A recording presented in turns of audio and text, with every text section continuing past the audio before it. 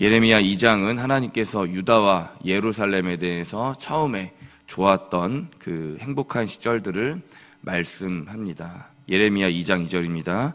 내가 너를 위하여 내 청년 때의 인애와 내 신혼 때의 사랑을 기억하노니 곧 씨 뿌리지 못하는 땅 그 광야에서 나를 따랐음이니라. 아멘. 하나님께서는 이스라엘과 유다에게 말씀합니다. 너를 위해 청년 때의 시절, 신혼 때의 사랑을 내가 기억한다. 그때에는 너가 나를 광야에서 따라왔었다라고 하나님께서는 이스라엘과 유다에게 말씀합니다. 그런데 결국 이스라엘과 유다는 우상과 음란을 따라가다가 하나님을 저 멀리 떠나보내게 됩니다. 무익한 것들을 따라갔기 때문입니다. 예레미야서 2장 8절입니다. 제사장들은 여호와께서 어디 계시냐 말하지 아니하였으며 율법을 다루는 자들은 나를 알지 못하며 관리들도 나에게 반역하며 선지자들은 바알의 이름으로 예언하고 무익한 것들을 따랐느니라. 아멘. 제사장, 즉 종교 리더들은 하나님을 부정하고 율법, 신학자들은 하나님을 잊어버립니다. 관리들은 반역했고 게다가 주의 선지자들은 하나님의 이름으로 예언한 것이 아니라 바알의 이름으로, 우상의 이름으로 예언하는 사태가 벌어집니다. 그래서 하나님은 이런 이스라엘, 유다의 영적 어둠 상태를 두 가지의 악의 문제가 있다라고 말씀합니다. 내 백성, 내 자녀들이 두 가지 악을 범했다는 것입니다. 그 유명한 말씀 예레미야서 2장 13절입니다. 내 백성이 두 가지 악을 행하였나니 곧 그들이 생수에 근원되는 나를 버린 것과 스스로 웅덩이를 판 것인데 그것은 그 물을 가두지 못할 터진 웅덩이들이니라. 아멘. 첫 번째 죄악입니다. 생수의 근원인 나를 버렸다라는 것입니다. 두 번째 죄악은 스스로 웅덩이를 그들이 팠다라고 하는 것입니다. 결론은 하나님을 떠나서 헛된 우상을 섬겼다는 것입니다. 그 결과가 어떻게 나타납니까? 2장 19절입니다. 내 악이 너를 징계하겠고 내 반역이 너를 책망할 것이라.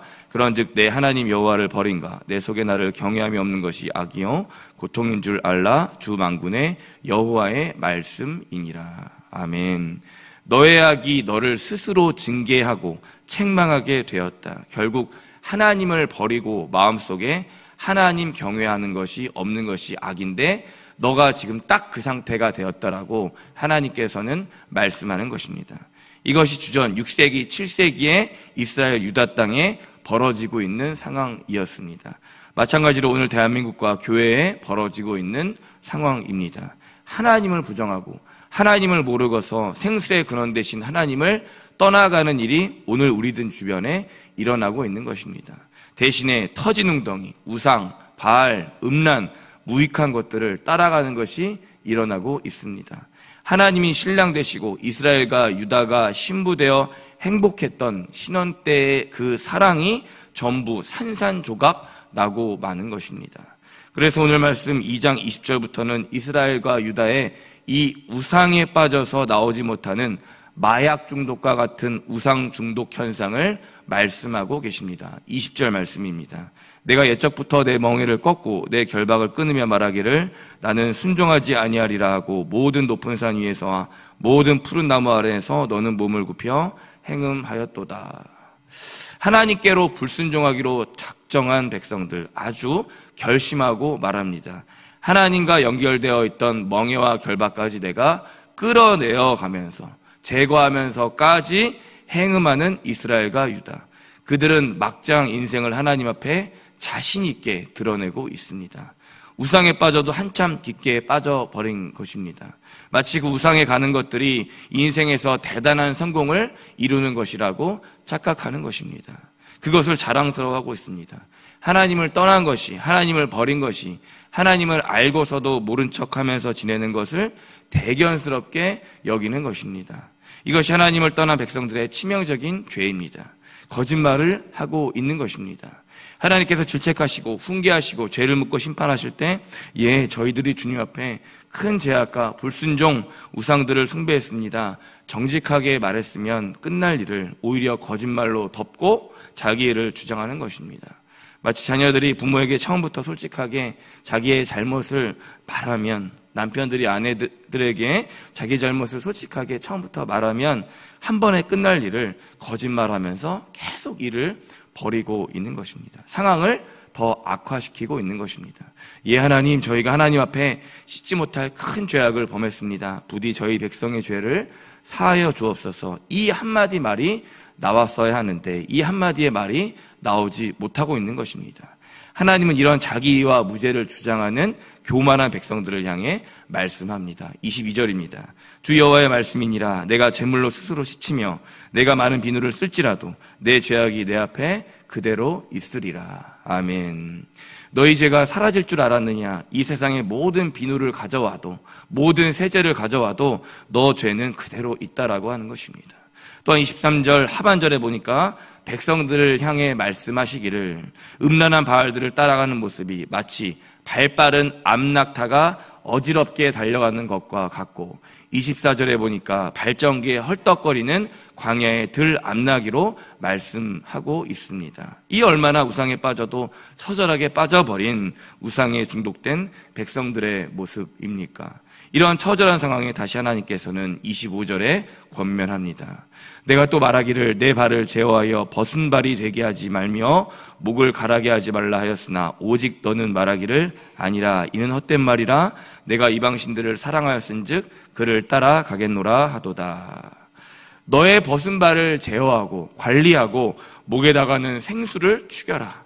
말씀을 축여라. 나의 말을 축여라. 또다시 하나님의 권면을 부정하고 대드는 백성들, 나는 이방신을 따라가겠습니다. 겉으로는 매일 매주 절기마다 때마다 예배를 드리니까 할 거는 다 하니까 나는 하나님을 잘 따르고 있습니다. 그런데 하나를 더 따라가야겠습니다. 다른 장소에 가서는 내 입맛에 맞춰서 다른 사람들 모르게 내 유익에 따라서 이중신앙생활을 하겠습니다라고 하는 것이 이런 모습입니다. 이도저도 아닌 하나님과 우상 사이에서 머뭇거리고 있는 이스라엘과 유다.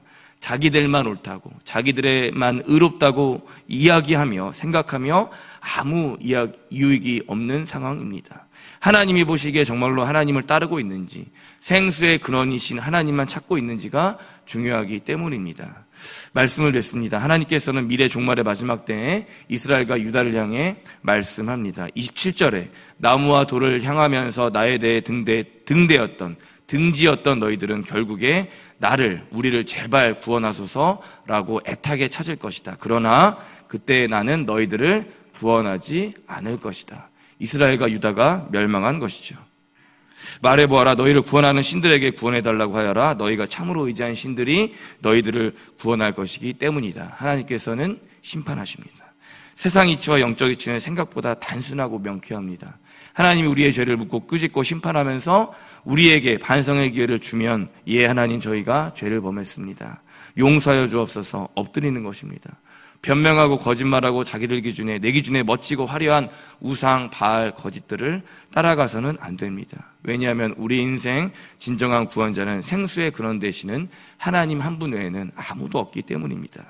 부디 바라기는 터진 웅덩이가 아니라 생수의 근원 되시는 하나님을 찾고 구하고 사랑하며 살아가시는 저와 여러분 되시길 주님의 이름으로 이 아침 간절히 축원합니다. 아멘. 너를 위하여 내가 만든 내 신들이 어디 있느냐? 그들이 내가 환난을 당할 때 구원할 수 있으면 일어날 것이라. 유다여 너의 신들이 너의 성읍수와 같도다. 아멘. 주님, 월요일 아침 생명의 말씀으로 우리의 심령을 깨우시니 감사합니다.